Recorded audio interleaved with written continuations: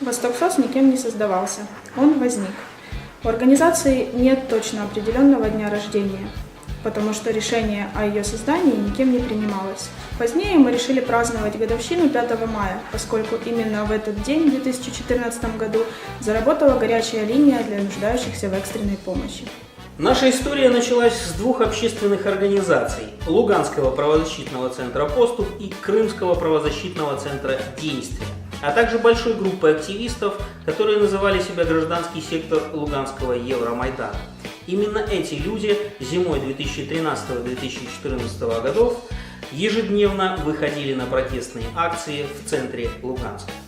В апреле 2014 года, когда ситуация в Луганске стала стремительно ухудшаться, а надежда на помощь со стороны государственных структур таять, в среде активистов Луганского Евромайдана сформировалась группа, которая помогала тем, кто оказался в опасности.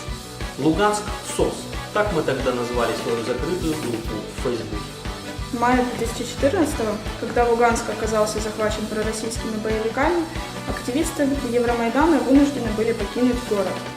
И сразу же принялись помогать тем, кто оказался в такой же сложной ситуации. Нашу тогда еще волонтерскую инициативу мы решили назвать «Востоксос».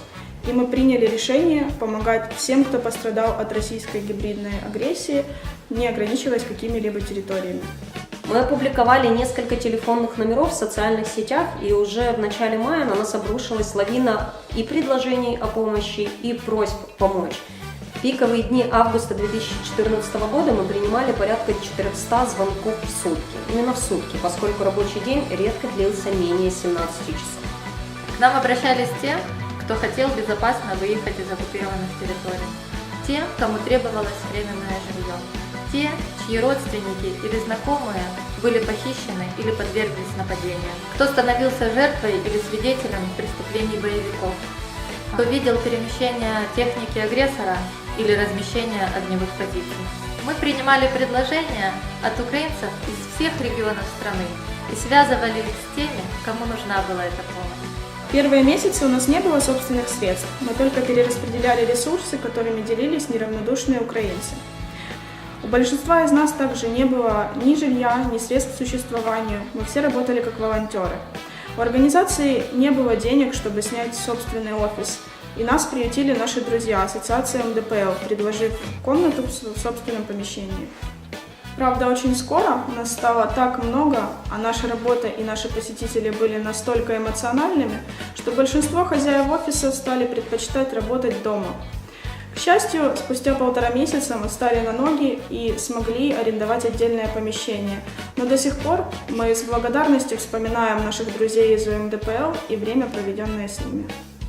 Благодаря поддержке Международного фонда Відродження и Европейской комиссии с середины лета 2014 года мы начали свой путь от волонтерской инициативы к профессиональной общественной организации.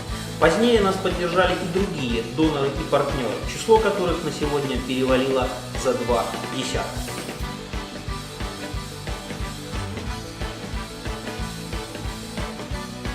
В своей первой заявке на грант в 2014 году мы написали, что мы окажем помощь 5000 пострадавшим.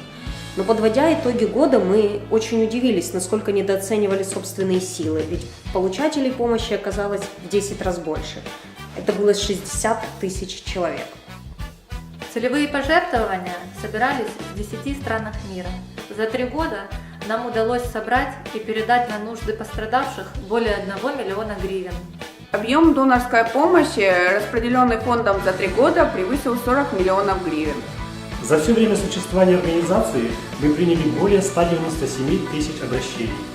Временное жилье, благодаря помощи Востоксос, получили более 20 тысяч человек. 17,5 тысяч человек получили гуманитарную помощь. Чаще всего это была одежда, предметы личной гигиены и медикаменты.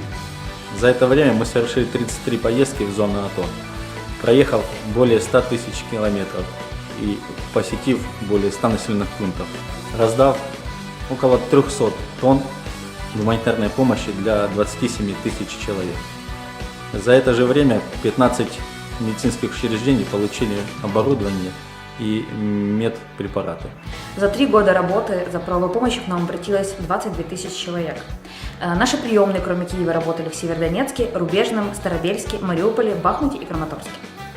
Фонд поддерживает структуры гражданского общества в регионе конфликта. За время работы образовательного направления было создано 7 центров активности в Луганской области в прифронтовой территории. Для активистов и местного населения было проведено 168 образовательных и просветительских мероприятий. В этих мероприятиях приняло участие около 2000 человек. В 250 мероприятиях по социально-психологической адаптации приняло участие более 2300 переселенцев и лиц, пострадавших в конфликте, и индивидуальную психологическую помощь получили более 500 обратившихся. Но предоставлением помощи пострадавшим деятельность Восток-СОС не ограничивается. Мы добиваемся принятия законов и подзаконных актов, которые улучшают ситуацию как переселенцев, так и пострадавших в конфликте. Мы кропотливо собираем информацию о нарушениях прав человека в ходе вооруженного конфликта, анализируем ее и предметно обсуждаем варианты решения проблем на национальном и международном уровне. За время работы нами принято более 2500 обращений и собраны сотни свидетельств. У нас большие планы. Мы хотим изменений в регионе конфликта и в стране в целом. Мы хотим, чтобы восток Украины как можно быстрее перестал быть серой зоной, жители которой имеют намного меньше прав, чем украинцы в других регионах страны. Где у легального бизнеса несравнимо меньше шансов быть успешным, чем у теневого. Где работают самые циничные и изощренные коррупционные схемы. Мы хотим, чтобы в нашей стране были независимые и справедливые суды. Правоохранительные органы служили обществу, а не защищали от народа правящее меньшинство. Чтобы люди могли влиять на решения властей на всех уровнях. А чиновники имели привычку отчитываться за каждый свой шаг. Мы хотим, чтобы наши дети росли в стране, где уважаются и соблюдаются права человека и учитываются интересы меньшинств. В стране, народ которой осуждает любые проявления коррупции. Мы благодарны всем, кто все эти годы помогал нам помогать. Неравнодушным людям в Украине и за ее пределами. Дарителям и волонтерам. Социально ответственному бизнесу. Государственным учреждениям. Нашим партнерским организациям. И международным донорским структурам. Все сделанное – это наш общий результат. Без вас бы мы не смогли сделать эту большую работу, но впереди нас ждет работа еще большая. Пока наша страна не стала такой, о которой мы мечтали, мы не имеем права опускать руки. Тож робимо своє! Лупаймо цю скелю!